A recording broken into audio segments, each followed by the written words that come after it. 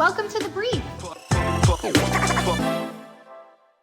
Joining us tonight is everyone's favorite primetime far-right comedian, Alex Stein. He has been making waves this week, which is the Alex Stein special. He looks like Tucker Carlson, and he is the ultimate pimp on a blimp. So we're excited to have him join us for The Brief. Let's take a quick look at this clip before we bring Alex in. We just watched the speaker gavel out with a whole lot of anger, Kelly. Here's the state of play. Here's MSNBC sucks. Hey, how are you? MSNBC sucks. Talk to you for a second. MSNBC sucks. You can see. Okay. You can see the frustration. Sometimes this happens. All right, I'm literally so excited to have you, Alex. So thank you for joining me. I love that we started off that way. We'll get into some of the other stuff you've been up to this week, but I want to start off, even CNN, they can't spin it anymore. They just admitted that the left's kitchen sink attack strategy on Trump has backfired, and it's only making him stronger. I want to get your take on this because I feel Trump won for a variety of reasons, but one of them, the harder they went, the more that the human population wanted to see triumph. You know, the David versus Goliath, against all odds, superhero story. So what are your thoughts on this? Do you think that the harder they go, the better he does? Yes. Are you kidding? Let me give you my first example, Adrian. Congratulations on the new show. But a lot of people in conservative politics, they think cats are lame. I have a beautiful kitten here. If anybody wants to adopt it, hit me up on Instagram. But I want to say that it is manly and conservative to like cats too, believe it or not. So I just wanted to make that. I wanted to make that statement. And yes, the more they attack Donald Trump, the more they turn him into a hero. So I think that's one of the reasons why I like Donald Trump too, because I feel like when you see a person that was his whole first presidency, all they try to do is the fake impeachment. And then in 2020, whether you want to say it was stolen or not, it was heavily fortified by the Democrats against Donald Trump. So he got totally screwed over. So he's been constantly being attacked. And then they tried to kill him. And I think that assassination attempt was the nail in the Democrats' coffin, especially on the campaign trail. That was what put Donald Trump over. So the more they attack him, the more we like Donald Trump. But at the same time, Donald Trump he's a human being. You know, I know he doesn't like being attacked. So I wish we didn't have such a society where somebody that is well liked by over half the population of America and probably over half of the world gets demonized and attacked. And his supporters get attacked too. It's ridiculous. It is totally ridiculous. And moving on to something even more ridiculous is Kamala Harris is dropping a memoir called 107 Days. So let's take a look at this. Just over a year ago, I launched my campaign for President of the United States. 107 days, traveling the country, fighting for our future. The shortest presidential campaign in modern history. All right, so it hits shelves September 23rd. She says it's personal, but critics are already having a field day with one, and you and I both know why. So when she said she wasn't going to run in California, I didn't think it was because she was going to release a book, but I'm glad that this is the option. I'm glad she's releasing a book and not running. Do you think this is creepy and crazy? And she mentions that she's going to be sharing some personal details about her and Doug. I mean, I think we can all live without that. What's your take? Well, in the book, you know, some of the big details that she shared is that, you know, her birthday was in October before the November election. And she spent, what is it, like, you know, $1 billion on her campaign and somehow was $100 million in debt. But she was mad that Doug Imhoff did not get her a nice birthday gift.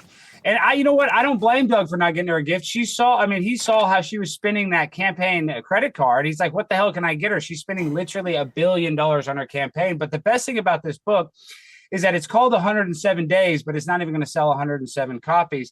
But there is another good thing.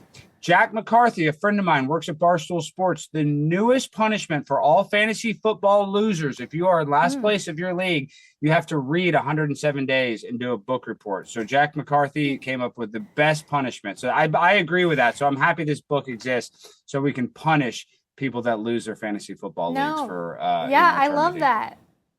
I absolutely love that, Alex. I saw the clip as well. I texted Jack as soon as I saw it on the news, too, because I was like, you've made it yet again.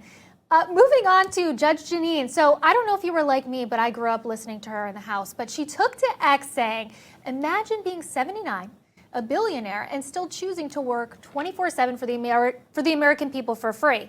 You know, she just got confirmed as the next U.S. attorney, and she's not hiding her admiration.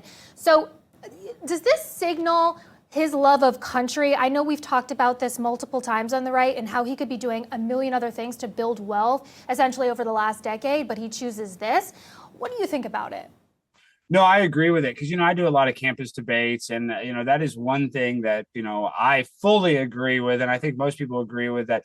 The left will argue, they say that Donald Trump cares more about himself than the country. And I just think that's provably false. And then when I bring up the argument that he could be making billions of dollars, but instead he literally works for free. And not only that, he works his derriere off. I mean, he doesn't have a vacation at all. So it just kind of proves their point, incorrect. So I just feel like with Donald Trump, yes, it's very important that, he's, president of the United States because, it is, helps him with his, image. But I just know that at the end of the day, Donald Trump cares about this country more than any other politician on Capitol Hill. And that's why I support Donald Trump, because he truly loves this country, unlike these other politicians, some on the right, most on the left.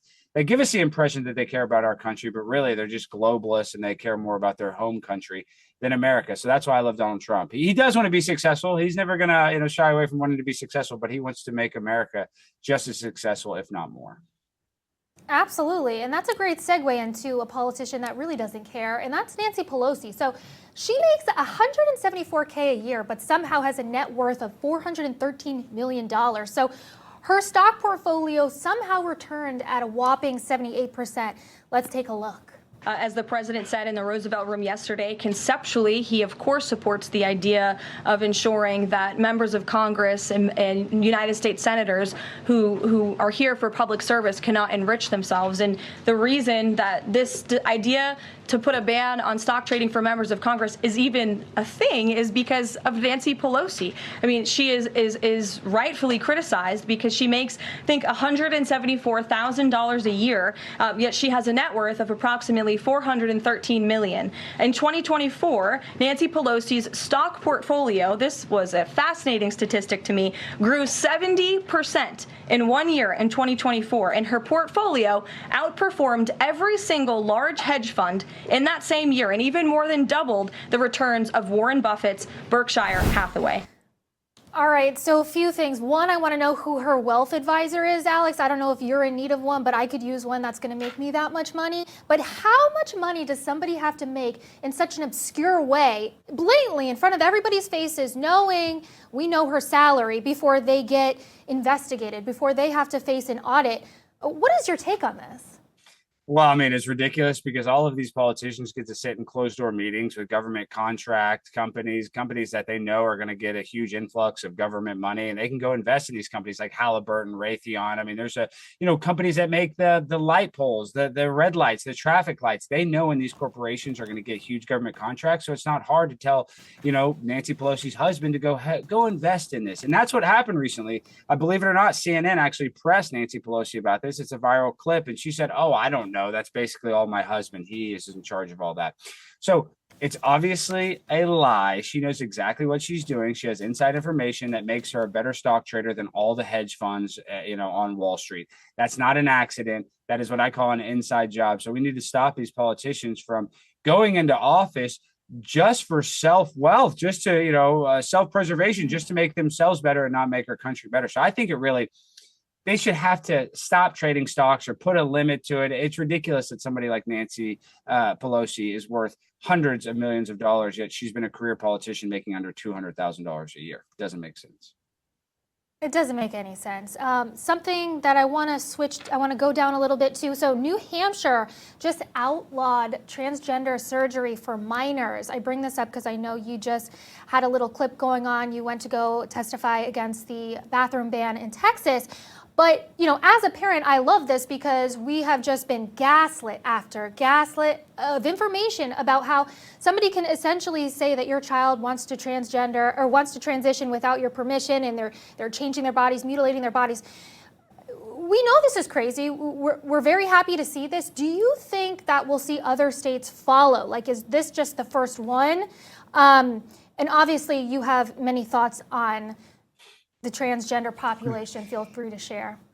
Well, I have a lot of thoughts on the transgender population, but this is a serious thing. I do like to make a lot of jokes. Everybody probably has a gay family member, and if you're an adult, we live in a free country. I understand there's going to be trans adults. I don't necessarily agree with it, but I understand that it happens.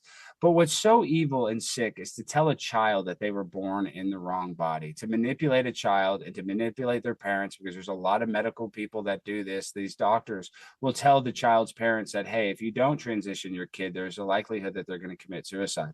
So we have a lot of sick people that are manipulating children and confusing them and really ruining their lives before it even starts. So I'm so happy that New Hampshire is putting in a bill to stop child, gender reassignment surgery. It's something that should be outlawed. It's barbaric. You would never want to cut off somebody, a child's breast and tell them they're a boy. It's just, it's absolutely ludicrous. I think more states should follow suit. And I'm not saying you should be illegal to be a trans person, but if there's rules that you can't join the military, you can't drive a car until you're a certain age, there's all sorts of age restrictions for cigarettes, for tattoos. We should have age restrictions on life-altering surgery. So, this is an obvious bill, and every other state should adopt this, especially the states that don't currently have this. Absolutely. All right, Alex, well, we'll be back with you in the next segment, so thank you for joining us. We'll see you in a minute. Coming up, stay tuned for Made in America with Brylan Hollyhand. We'll be right back.